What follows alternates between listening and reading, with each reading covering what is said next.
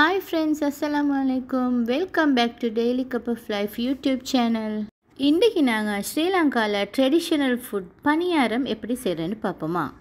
ஸ்ரீலங்காவில் இந்த பணியாரம் ஒரு ட்ரெடிஷ்னல் ஃபுட். இது செய்கிறதுக்கு நிறைய மெத்தட் இருக்குது. ஆனால் நான் இன்றைக்கு உங்களுக்கு காட்ட போகிற மெத்தட் சூப்பரான ஒரு ஈஸியான மெத்தட்.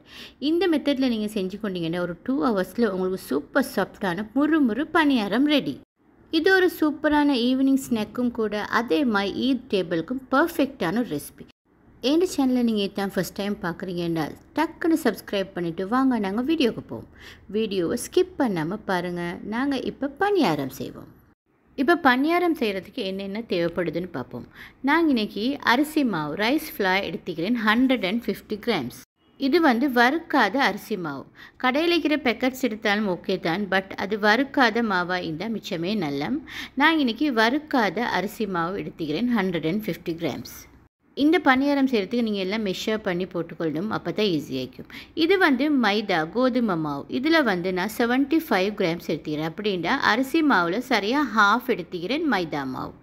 நெக்ஸ்ட் ப்ரௌன் சுகர் எடுத்துக்கிறேன் 220 கிராம்ஸ். உங்களுக்கு வேண்டாம் ஒயிட் சுகர்லேயும் நீங்கள் இதை செஞ்சுக்கொள்ளும்.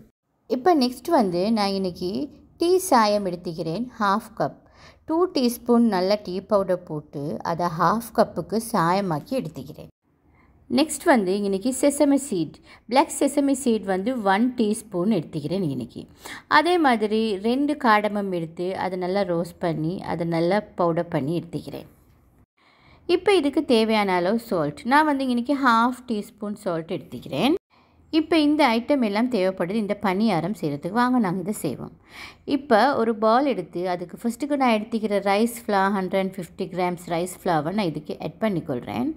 நெக்ஸ்ட் அதேமாதிரி ஆல் பர்பஸ் ஃப்ளார் கோதுமை அதையும் நான் இதுக்கு ஆட் பண்ணிக்கொள்கிறேன். இப்போ நான் பவுடர் பண்ணி வச்ச காடமும் இதுக்கு ஆட் பண்ணிக்கொள்கிறேன். நெக்ஸ்ட் சால்ட்டையும் ஆட் பண்ணிக்கொள்வோம். அதுக்கு பிறகு நான் எடுத்து வச்ச பிளாக் செசமி சீட்ஸையும் இதுக்கு நான் ஆட் பண்ணிக்கொள்கிறேன். இப்போ நான் ப்ரௌன் சுகரும் இதுக்கு ஆட் பண்ணிக்கொள்கிறேன். இப்போ நாங்கள் ஒரு விஸ்கொண்டு எடுத்து இதை நல்லா மிக்ஸ் பண்ணிக்கொள்வோம். உங்களுக்கு விஸ்க் இல்லைன்னு ஸ்பெஷலாவாலையும் இதை நல்லா மிக்ஸ் பண்ணிக்கொள்ளலாம், இல்லாட்டி ஒரு ஸ்பூனாலேயும் மிக்ஸ் பண்ணிக்கொள்கிறதுக்கு இயலும்.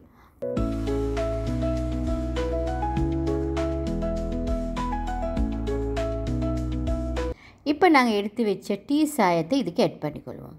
நான் இன்றைக்கி ஹாஃப் கப் டீ சாயம் எடுத்து வச்சுக்கிறேன். அதே மாதிரி பேலன்ஸுக்கு நாங்கள் வாட்டர் தான் ஆட் பண்ணிக்கொள்ளணும். அதுவும் லைட்டாக ஒரு வார்ம் வாட்டர், சின்ன பிள்ளைகளுக்கு குடிக்கிற மாதிரி ஒரு கணக்கு வார்ம் வாட்டர் ஆட் பண்ணிக்கொள்வோம். இப்போ கொஞ்சமாக தான் ஆட் பண்ணணும். நான் இப்போ ஹாஃப் கப் ஆட் பண்ணிவிட்டு திருப்பி ஒரு 2 டேபிள் ஸ்பூன் மாதிரி தான் ஆட் பண்ணிக்கிறேன். என்ன சொன்னால் இந்த மிக்சர் எங்களுக்கு மிச்சம் வாட்டர் வைக்கக்கூடாது, திக் மிக்சர் ஒன்று தான் வேணும். அதனால் நாங்கள் பார்த்து லைட்டாக தான் வாட்டர் ஆட் பண்ணிக்கொள்ளணும். இப்போ நான் இன்னொரு டேபிள் ஸ்பூன் மாதிரி வாட்டர் ஆட் பண்ணிக்கொள்கிறேன். திரும்பவும் நாங்கள் இதை நல்லா மிக்ஸ் பண்ணிக்கொள்வோம்.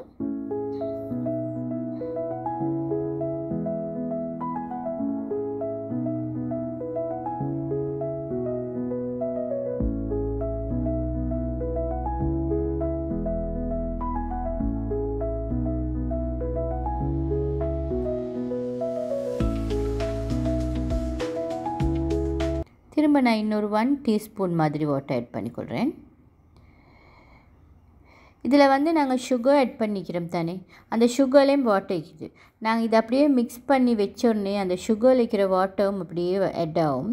ஸோ அதனால் நாங்கள் பார்த்து எங்களோட கைக்கு ஒரு லைட் ஒரு திக் பதம் ஒன்று விளங்குற மாதிரி இருந்தால் அந்த கன்சிஸ்டன்சி ஓகே. ஸோ இப்போ சரியான கன்சிஸ்டன்சி வந்துருச்சு.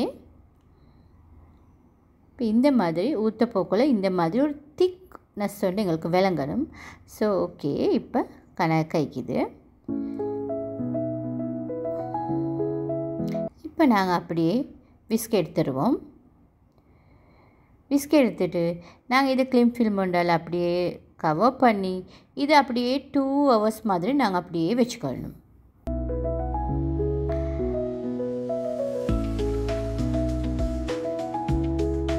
இப்போ நாங்கள் இதை 2 hours மாதிரி அப்படியே ஒரு சைடில் வச்சுடுவோம்.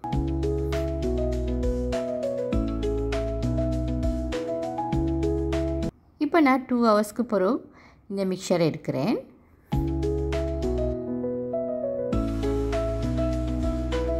இப்போ பாருங்கள், இது கணக்க இந்த அளவுக்கு கொஞ்சம் ஹார்டாக இருக்கிற மாதிரி ஒரு மிக்சர் ஒன்று தான் எனக்கு தேவை. மிச்சம் இது வாட்டரியாக விடக்கூட இந்த கன்சிஸ்டன்சி கணக்கான கன்சிஸ்டன்சி. இப்போ இந்த மாதிரி ஒரு குழிக்கடாய் எடுத்து அதுக்கு கொஞ்சம் ஆயில் ஆட் பண்ணிக்கோங்க. இப்போ பணியாரத்தை நாங்கள் இதுக்கு ஆட் பண்ணணும். இப்படித்தான் லைட்டாக கொஞ்சம் கொஞ்சமாக தான் நாங்கள் ஆட் பண்ணிக்கொள்ளணும். நான் எடுத்துக்கிற ஸ்பூன்லேயும் நான் 1/2 ஸ்பூன் தான் ஆட் பண்ணேன். அது அப்படியே நல்லா பொரிஞ்சு அப்படியே மேலோக்கு வந்துடும். அது வர மட்டும் நாங்கள் ஸ்பூனை போடக்கூடாது. இப்போ நல்லா ஃப்ரை ஆகிக்கொண்டு வருது, மேலால் வந்து நல்லா ஃப்ரை ஆகிக்கொண்டு வந்து விளங்கின பிறகு நாங்கள் எடுத்து அப்படியே மறு சைடுக்கு அப்படியே திருப்பி போட்டுக்கொள்வோம். அதுக்கு பிறகு இந்த ஸ்பூனால் நாங்கள் அப்படியே கொஞ்சம் எண்ணெயை அப்படியே மேலுக்கு தெரிச்சிடவும், மேலும் பொங்கி வரலன்னு சொன்னால் நீங்கள் அப்படியே மேல்கொண்டு எண்ணெய் தெரிச்சுட்டிங்கன்னா பொங்கி வரும். இப்போ நான் என்ன நல்லா பொங்கி வந்துக்கிற சுட்டி நான் அப்படி செய்யலை. ஸோ இது இந்த பக்கமும் நல்லா ஃப்ரை ஆக மட்டும் நாங்கள் கொஞ்சம் ஈக்கணும்.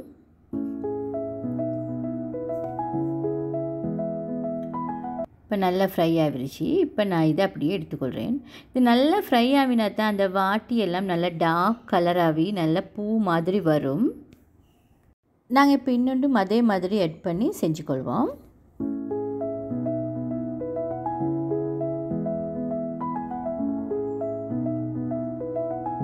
இந்த மாதிரி குழி கடாய் ஒன்றே எடுத்துக்கோங்க. அப்போ தான் அது பொங்கி அப்படியே மேலோக்கு வரும் ஃப்ரை ஆக போக்கல. பொங்காட்டி நீங்கள் இதை மாதிரி கொஞ்சம் கரண்டியால் அப்படியே ஆயில் இதாக்கினீங்கன்னா நல்லா பொங்கிடும். இப்போ நான் இதை எடுத்துக்கொள்கிறேன். இந்த பணியாரம் சூப்பராக ரெடி ஆகிடுச்சு ஃப்ரெண்ட்ஸ். இது ஒரு சூப்பரான ஸ்நாக், ட்ரெடிஷ்னல் ஃபுட் ஸ்ரீலங்காட. நீங்களும் ட்ரை பண்ணி பாருங்கள். சூப்பர் சாஃப்டாக வந்துக்குது. இந்த மாதிரி ஒரு வாட்டியோட பூ மாதிரி அழகாக வரும். இந்த பணியாரம் ரெசிப்பியை நீங்கள் சரியாக செஞ்சுக்கொண்டீங்கன்னு சொன்னால் இது வந்து உள்ளுக்கு நல்ல சாஃப்டாகிக்கும், ஆனால் வெளியே முறுமுறுண்டிக்கும். அதுதான் இதில் ஸ்பெஷாலிட்டி. பாருங்கள், உள்ளுக்கும் நல்லா ஃப்ரை ஆகிக்குது, நல்ல டேஸ்ட்டாகவும் மிக்குது, உள்ளுக்கு நல்லா ஃப்ரையாகவும் மிக்குது. ஃப்ரெண்ட்ஸ், இந்த பணியாரம் ரெசிபி நீங்கள் வீட்டில் செஞ்சு பாருங்கள். அதே மாதிரி இந்த ரெசிபி உங்களுக்கு பிடிச்சிருந்தா உங்களோட ஃப்ரெண்ட்ஸோட வாட்ஸ்அப்பில் ஃபேஸ்புக்கில் நீங்கள் ஷேர் பண்ணிக்கோங்க.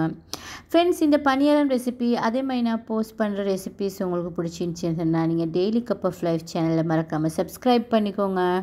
இதே மாதிரி ஹோம் மேட் குயிக் ரெசிபியோடு நான் உங்களை சந்திக்கிறேன் மறுபடியும். Have a nice day friends.